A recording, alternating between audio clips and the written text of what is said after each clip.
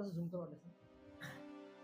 नमस्कार, मैं संदीप साळे आप सभी का वंदे भारत लाइव न्यूज़ में स्वागत करता हूँ। आज एक ऐसी शख्सियत से हम रूबरू होने जा रहे हैं, जिसकी पहचान एक सामान्य वर्ग के नेताओं के रूप में जिन्हें जाना जाता है। ऐसे शख्सियत रमेश जी गायकवाड़, उनसे आज हम बातचीत करने वाले हैं। ये अपक्ष उम्मीदवार मतदार संघ पश्चिम छत्रपति संभाजीनगर से अपनी उम्मीदवारी जाहिर कर चुके हैं और ये चुनाव में इस वक्त लड़ रहे हैं। आने वाली 20 तारीख को चुनाव हो रहे हैं। किस मुद्दे पर और उनका एजेंडा क्या है, ये आज हम उनसे जानने की कोशिश यहाँ पर करने वाले हैं। तो दादा, सबसे पहले तो मैं आपका चैनल की ओर से स्वागत करता हूँ। ये इंटरव्यू जो है मराठी हिंदी चैनल होने के कारण फिर भी हम मराठी भाषा से शुरू करने वाले हैं, क्योंकि यहाँ का जो मतदार है वो ज़्यादातर मराठी भाषा बहुत ही अच्छे से समजता है। दादा, सर्वात पहिले आपण जी निवडणूक लढवत आहात, आपला जो मुद्दा आहे, जो अजेंडा आहे, तो एकदा सर्व जनसामान्यांना कळू देत. औरंगाबाद पश्चिम विधानसभेची निवडणूक लढवत असताना आमच्यासमोर महत्त्वाचा मुद्दा असा आहे की औरंगाबाद पश्चिम विधानसभेमध्ये 10 दिवसाला पाणी येतं आणि 10 दिवसाला पाणी येत असल्यामुळं नागरिक त्रस्त आहेत. 344 कोटीची योजना 1680 कोटीवर नेली समांतर जलवाहिनीची. 1680 कोटीहून 2740 कोटीवर गेली आणि ज्या पाण्याच्या टाक्या बांधायला पाहिजे होत्या, जलकुंभ उभारायला पाहिजे होते आणि त्यात अंतर्गत पाईपलाईन व्हायला पाहिजे होत्या, ते काही काम झालं नाही. आणि 2000 पासून तर 2024 पर्यंत थेंब थेंब पाण्याला तरसवणारी ही BJP आणि शिवसेनेचं सरकार जे आहे आणि महानगरपालिका त्यांच्या ताब्यात होती, त्याच्यामध्ये उद्धव ठाकरेचाही फार मोठा रोल आहे. त्यांच्या पक्षानं सुद्धा आमच्या शहराला पाणी पाजू शकले नाही. पानी की समस्या यहाँ पर जो है वो पूरी तरह से ये वाकिफ है। ये जिला परिषद सदस्य भी रह चुके हैं और उन्हें पता है कि जन सामान्य की नस क्या है, किस समस्या है जन सामान्य का जो नागरिक है वो जूझ रहा है। उसी के मुद्दे पर ये आंदोलनकारी नेता आज मैदान में है। आज हम उनसे जानेंगे कि पश्चिम मतदार संघ में जो विकास कामें हुए हैं, उनसे तो या तो जनता खुश है या नाखुश है, ये तो आने वाला वक्त बता ही देगा। लेकिन और क्या विकासित मुद्दे हैं जो ये आप पूरा करने वाले हैं? अभी औरंगाबाद पश्चिम विधानसभा में हमें सबसे पहले ये तय करना है कि जो पानी का मसला है हमारा, उसमें आने वाले दिनों में 6 महीने के अंदर पहले चुनाव जीतते बराबर पानी की टाकी बनाना है और हम लोगों को जलकुंभ बनाने के बाद में हमको सब लोगों को 135 लीटर के हिसाब से सब नागरिकों को पानी मिलना चाहिए। ये हमारी पहली मुख्य समस्या है पीने का पानी की।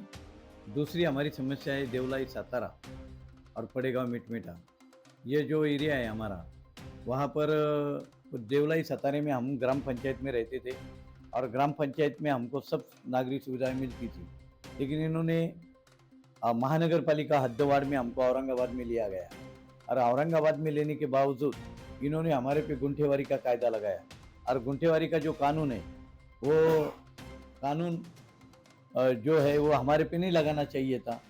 इसका हम जब उधर रेगुलराइज थे, हमने 47B और 44 के प्लॉट ले चुके हैं और उसके बाद में कुछ लोगों ने हमारे सिड़कों की परमिशन निकाल के घर बनाए, लेकिन ये लोग हमारे पे गुंठेवारी डाल रहे हैं और गुंठेवारी की वजह से हमारे सातारा और देवलाई परिसर में वहाँ पर ड्रेनेज नहीं बन रही है। उसके बाद में वहाँ पर रास्ते सीमेंट रास्ते नहीं बनते हैं और ये सब नागरिकों की बहुत असुविधा पैदा हुई है। लेकिन पक्ष के लोग तो बता रहे हैं कि हमने बहुत सा विकास किया है, उसके बारे में क्या कहना चाहेंगे? सीमेंट रोड बनाया है, उन्होंने जो अभी स्मार्ट सिटी में से कुछ सिटी में रोड बनाए, वो उनका क्रेडिट लेना चाहते हैं, लेकिन वो पैसा सेंट्रल गवर्नमेंट का था, उसका पूरा अधिकार खासदार का था, लेकिन ये लोगों ने जो उसका उद्घाटन किया और उद्घाटन करने के बावजूद इन्होंने क्या किया, तो एक बार रास्ता बनाने के पहले इन्होंने वहाँ पर ड्रेनेज लाइन डालना चाहिए और पानी की लाइन डालना चाहिए। अभी उन्होंने रास्ता बनाया सीमेंट का और वो रास्ता फोड़ के वहाँ पे उन्होंने अभी केबल की वायर डाले, उसके बाद में इन्होंने अपने पानी की लाइन डाले और वो रास्ता पूरा ये नादुरुस्त हो चुका है और सब तरफ कीचड़ का माहौल इन्होंने पैदा किया और पूरी गंदगी फैल अभी और सातारा और देवलाई में पूरी गंदगी है और इसलिए विकास की व्याख्या ये क्या करते हैं ये हमें समझ में नहीं आता।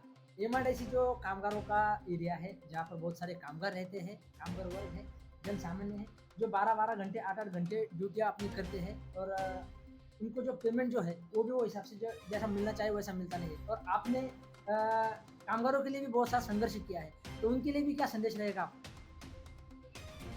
अभी जो महाराष्ट्र में और देश में जो गवर्नमेंट आ चुका है ये सरकार जो है ये कामगारों के विरोध में है। अभी ये सरकार ने एक ही टाइम कामगारों को 500 कामगार को निकालने का कानून बनाया और कामगारों को जो सुविधाएं होना चाहिए वो सुविधा नहीं मिलती है और इसलिए ये जो हमारा कहना है कि किमान वेतन जो है उसका जो रहना चाहिए किमान वेतन उसको घंटे प्रति माह जो देना चाहिए सुविधाएं ये नहीं मिलती, इसके लिए हम आंदोलन करेंगे सभागृह में। दादा, आरोग्य की जो समस्या है वो एमआईडीसी एरिया प्रभाग में वो बहुत सारी ठीक है। बीएसआई का जो प्रबंधन है वो अस्पताल लाने वाले थे बीजेपी के जो भागवत कराड़ उन्होंने कहा था और आज भी वो जगह ढूंढ रहे हैं। त्या बजाज नगर और वडगांव कोलाटी ये जो क्षेत्र है हमारा, ये क्षेत्र में हमने वहाँ पे पीएससी नहीं थी। मैं सभागृह में होने के बावजूद वहाँ पे ठहराव किया और वहाँ पे पीएससी लाए, लेकिन अभी वहाँ पे सिविल हॉस्पिटल की ज़रूरत है अपनी इधर और वो सिविल हॉस्पिटल लाने का काम हम विधानसभा चुनाव के बाद में करेंगे। सर, सबसे पहले एक क्वेश्चन मैं भी आपको करना चाहूँगा आपसे। अभी जो फिलहाल महाराष्ट्र में ही नहीं पूरे देश में एक मुद्दा छिड़ा हुआ है, सारी दुनिया की नज़र जिनके ऊपर टिकी हुई थी, ऐसे आंदोलनकारी नेता है मराठा समाज के मनोज जरांगे, जिन्होंने भी मराठा आरक्षण को लेकर बहुत महाराष्ट्र में बहुत से सभाएं उन्होंने ली है, बहुत से आंदोलन उन्होंने की है और उनका यह कहना है कि ओबीसी प्रवर्ग में से हमें जो आरक्षण है वो मिलना ही चाहिए। तो इस आरक्षण के मुद्दे को लेकर आपका जो नजरिया है वो आप किस नजरिए से इसको हल करेंगे या किस नजरिए से आप इसको देखना चाहेंगे? मनोज जरांगे साहब ने जो यहाँ पर मराठा आरक्षण की जो मांग रखी है उसका हम समर्थन करते हैं और हमारा कहना ऐसा है कि 2011 की जो जनगणना है उसके बाद में जनगणना अभी तक नहीं हुई और आज के हिसाब से वो जनगणना होना चाहिए और जनगणना होने के बाद में मराठा समाज को अगर से आरक्षण देना है तो उस पर एक जो मागास वर्गीय आयोग है वो मागास वर्गीय आयोग नियुक्त करके ना जो है ये संवेदना संजय शिरसाट ने सभागृह में नहीं रखी। अभी हमारा जो उद्योग है उद्योग क्षेत्र में हम बहुत पीछे।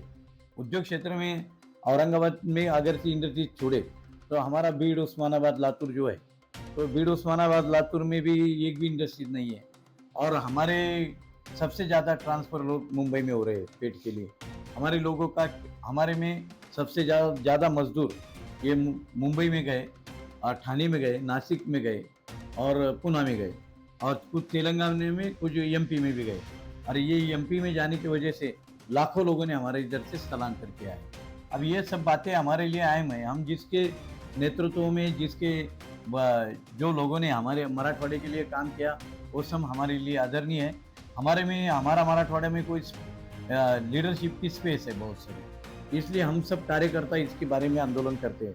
अब रहा सवाल संजय शिरसाट ने 15 साल में मराठवाड़े के पानी पर बात नहीं किया, मराठवाड़े में रोजगार मिलना चाहिए ऐसी बात नहीं किया, औरंगाबाद के कोई आदमी को उसने रोजगार नहीं दिया, औरंगाबाद के कोई आदमी को उन्हें कंपनी में कोई आरक्षण नहीं दिया और कोई भी बात नहीं। जिस कॉन्स्टिट्यूशन से वो चुन कर आते हैं तो वो उस कॉन्स्टिट्यूशन में शेड्यूल कास्ट जो उनका वो भी शेड्यूल कास्ट है, लेकिन उन्होंने कभी शेड्यूल कास्ट का कोई मुद्दा वहाँ उठाया नहीं, इसलिए उनको लोगों ने नकारा है।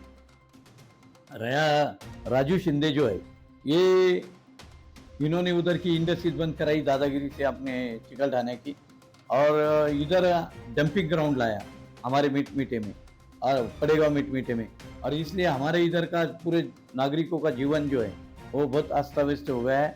उधर बहुत सारे लोग बीमार रहते हैं। ऐसी करतूत करने वाले लोगों को लोग चुनाव नहीं देंगे। डंपिंग ग्राउंड से याद आ रहा है, एमआईडीसी एरिया जो है वो भी बहुत ही कचरा मुक्त होने की कचरे से भरा हो रहा है एमआईडीसी एरिया में, और स्वच्छ भारत अभियान की धज्जियां उड़ रही है, ऐसा लगता है आपको? आपका बराबर है। अभी आपको मालूम है कि अपने इधर वैसा ये अपना जो वालूज एमआईडीसी है वो केमिकल जोन नहीं है, फिर भी वह केमिकल की फैक्ट्री लगाए, और केमिकल की फैक्ट्री लगाने की वजह से उनका जो हमारा पानी है, अभी आप हम बोर मारते हैं तो बोर मारने के बाद में वो सब पानी केमिकल का पानी आता है, और वो केमिकल का पानी अगर से अपने लोगों ने पिया तो वो लोग बीमार होते हैं। हमारे पंढरपुर में जब हमने 15-20 साल पहले उधर बहुत बड़ा आंदोलन किया पानी का, क्योंकि वो हमारी जो पंढरपुर की जो बावड़ी है, वो बावड़ी में हम वहाँ पर जब केमिकल का पानी प्रदूषण होता था, और उसके बावजूद वहाँ पे लोगों को कॉलरा, गैस्ट्रो और बहुत सारी बीमारी होती थी, लीवर की बीमारी होती थी। हमने उधर आंदोलन किया, एमआईडीसी का पानी लाया, तो ये सब पूरे इंडस्ट्रीज में है, और इसको चलाने वाला जो गवर्नमेंट है, ये गवर्नमेंट उसको केमिकल धोने नहीं होने के बावजूद भी उनको परमिशन देता है। इसलिए हमारा कहना है कि यार केमिकल केमिकल की कोई फैक्ट्री यहाँ पर लगाने के लिए बंदी करना चाहिए। अभी तक 15 सालों से किसी ने आईटी हब का सपना नहीं देखा है यहाँ पर छत्रपति संभाजी नगर में, औरंगाबाद में, और आप आईटी हब लाने की सोच रहे हैं? हाँ, आईटी पार्क हम ला रहे हैं, क्योंकि हमारा जो मराठवाड़े में और औरंगाबाद का जो बच्चा है, उसको अगर से सॉफ्टवेयर इंजीनियर होना है तो उसको एक तो बैंगलोर जाना पड़ता, नहीं तो पुणे जाना पड़ता, और हम इधर हमारा जो अनुशेष है वो उद्योग में मुझे लगता है अभी तक 50,000 करोड़ का हमारा निवेश होना चाहिए था, वो नहीं हो चुका है। इसलिए हम अभी जो औरंगाबाद में हम नए सी इंडस्ट्री ला रहे हैं, और नए सी इंडस्ट्रीज इतनी ला रहे हैं कि कम से कम 5 लाख लोगों को रोज़गार मिलना चाहिए। अभी हमारे मराठवाड़े में 13 लाख लोग बेरोज़गार हैं।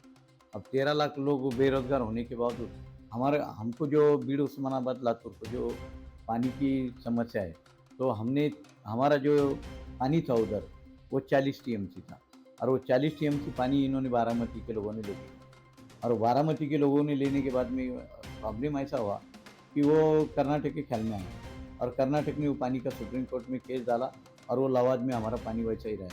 तो बाद में विलासराव देशमुख जब महाराष्ट्र के सीएम बने तो उन्होंने 23.66 टीएमसी हमारा पानी मंजूर किया, लेकिन 23.66 टीएमसी पानी मंजूर होने के बावजूद आज कृष्णा मराठवाड़ा सिंचन योजना जो आ रही है, तो उसमें 13,000 करोड़ रुपए खर्चा हुआ, और वो पानी देने की जो बात है, तो वो पानी दे रहे हो हमको नीरा नदी जो पुणे के पास, वो पानी लिफ्ट से इधर डालने का कहा अपने उजनी में, और उजनी का पानी फिर मराठवाड़े को देने का। अब मुझे बोलो, ये तो मुर्गजड़ है। हमारे तो 13,000 करोड़ हमारे नाम पे चले गए। उसके बाद में प्रवाही वळण योजना जो है वो मराठवाड़े के नाम से निकलती है, वो कड़वा धरण में जाती नासिक के, और उसकी वजह से मराठवाड़े में पानी नहीं आता है, और पानी नहीं आने की वजह से हमारे लोग बेरोजगार है, हमारे लोग किसान हमारा आत्महत्या कर रहा है, और ये सब बातें इतनी अहम है। आज ये लोग इलेक्शन लड़ रहे हैं खुद के लिए। उद्धव ठाकरे ने हमारे मराठवाड़े के लिए क्या किया, एक बताइए। मराठवाड़े में जब से शिवसेना आ गया 88 से, तो मराठवाड़े के किसानों के बारे में क्या किया? इधर आके भाषण ठोक के वोट लेके जाते हैं, जाति धर्म की नीति राजनीति करते हैं, और यहाँ के लोगों का, बेरोजगारों का, यहाँ के किसानों के लिए, यहाँ के इंडस्ट्रीज के लिए इन्होंने क्या काम किया? और ये शिवसेना और भारतीय जनता पार्टी जो है, आज की भारतीय जनता पार्टी गोपीनाथ मुंडे की नहीं रही। ये लोग जो है तो ये सब तकलादू लोग है, और फडणवीस बहुत तकलादू है। हमें ऐसा लगा था कि वो विदर्भ के बाद में मराठवाड़े का ख्याल रखेंगे, लेकिन उन्होंने वो नहीं रखा। उन्होंने हमारे मराठवाड़े में उन्होंने जो काम किया, तो वो मराठवाड़े का जो पानी है हमारा, वो पानी उन्होंने भगाया, और वो भगाने के बाद में उन्होंने गिरीश महाजन को दिया, और एक हमारा डावा और जो राइट और लेफ्ट का जो कालवा है, वो कैनल मराठवाड़े में जाता है, तो उसका पानी कम करके उन्होंने प्रशांत बम जैसे उसके एमएलए को एक गंगापुर जलसा सिंचन योजना दिया। अरे भाई, गंगापुर उपसा सिंचन योजना मेरे जिले में है, लेकिन बात ऐसी है कि गंगापुर जलसा सिंचन योजना तुम बना रहे लिफ्ट इरिगेशन, उसके बावजूद तुम रामकृष्ण जलसा सिंचन योजना जो लिक्विडेशन में है, उसको तुम ये करना चाहिए ना, रिन्यूअल। और बाद में साइबरा पाटिल ने जो गंगापुर की योजना निकाली। आखिरी सवाल मैं आपसे करने जा रहा हूँ, शिंदे गट और उद्धव ठाकरेगढ़ से राजू शिंदे चुनाव लड़ रहे हैं। शिंदे सेना से संजय सिरसाट चुनाव लड़ रहे हैं, जो कि 15 साल से विधायक रह रहे हैं। और ऐसे में आप प्रतिस्पर्धी हो, दोनों प्रतिस्पर्धी में से आपका सीट लगने के चांसेस है? ऐसा है कि हमारा सीट 100% लगेगा। हम लड़ रहे हैं हमारे मातृभूमि के लिए। हम मराठवाड़ा की मातृभूमि में पैदा हुए हैं। हमने बहुत यहाँ पे संघर्ष किया है। मराठवाड़ा मुक्ति संग्राम में हमारे सब रिश्तेदार, हमारे घर में के सब लोग मराठवाड़े में जो थे, इन्होंने बड़ी तादाद से यहाँ पे स्वातंत्र की लड़ाई लड़ी, आज़ादी की लड़ाई लड़ी और मराठवाड़ा मुक्ति संग्राम के आंदोलन में हमने मराठवाड़ा मुक्त कराया। रहा सवाल हमारा, जो हम बिना शर्त जब महाराष्ट्र में आए, तो महाराष्ट्र में आने के बाद में हमारी जो कंडीशन थी, तो हमने कोई कंडीशन नहीं रखे, लेकिन महाराष्ट्र का डेवलपमेंट होते हुए मराठवाड़े का भी डेवलपमेंट होना जरूरी है। तो हमारा जो 675 टीएमसी पानी था, वो हमारा महाराष्ट्र में आने के बाद में हमको 400 टीएमसी पानी मिला। और उसके बावजूद हमारे महाराष्ट्र में, मराठवाड़ा में जो एक रिवर है हमारी गोदावरी, वो गोदावरी में 196 टीएमसी पानी था। जो ऊर्ध्व गोदावरी बोले तो बड़ा ऊपरी वाला हिस्सा, और मध्य गोदावरी बोले तो औरंगाबाद से नांदेड़ तक, तो ये इसमें 196 टीएमसी पानी था हमारा। तो वो पानी में से वो पानी की जब गिनती हुई 2005 में, तो पानी भरा 157 टीएमसी। उसमें इन्होंने 143 टीएमसी के उधर डैम बनाए, और डैम बनाने के बाद में हमारे मराठवाड़ा के लिए सिर्फ 14 टीएमसी पानी रहा। और उसके वजह से हमारा जो 58 लाख हेक्टेयर हमारा जो खेती की ज़मीन है, उसमें से सिर्फ 20% हमारा सिंचाई क्षेत्र है। 80% हमारा जो है वो बंजर ज़मीन है हमारी। और जो ज़मीन को 3 पीढ़ियों से पानी नहीं मिला, वो किसान हमेशा के लिए गरीब होता है, और वो उसके बारे में वो ज़मीन पर लोन निकालता है। लोन वो दे नहीं सकता बैंक को, या तो साहूकार के पास में वो ज़मीन गिरवी रखता है, उसके बच्चे की शादी होती है, उसके बच्चे का शिक्षण होता है, और उसमें वो ज़मीन उसके